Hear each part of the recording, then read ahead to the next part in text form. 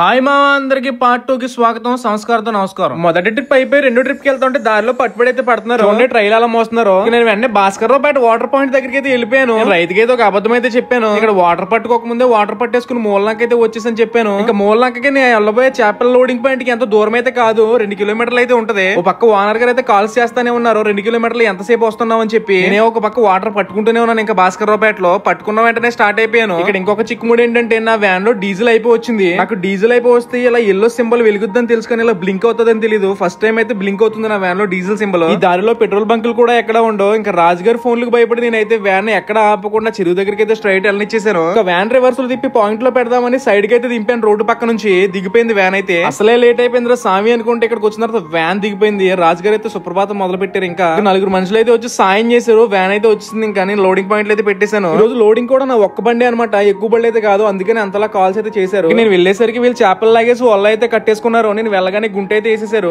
చేపల లెక్క కూడా మొదలు పెట్టేశారు. నా వ్యాన్ లోకి వెళ్లాల్సింది రోజు 3000 పిల్ల మాత్రమే, మొత్తం కట్ల పిల్ల మాత్రమే. ఇంకా మనోడు అక్కడే బ్యాగులు అయితే అందిస్తున్నాడు అనమాట.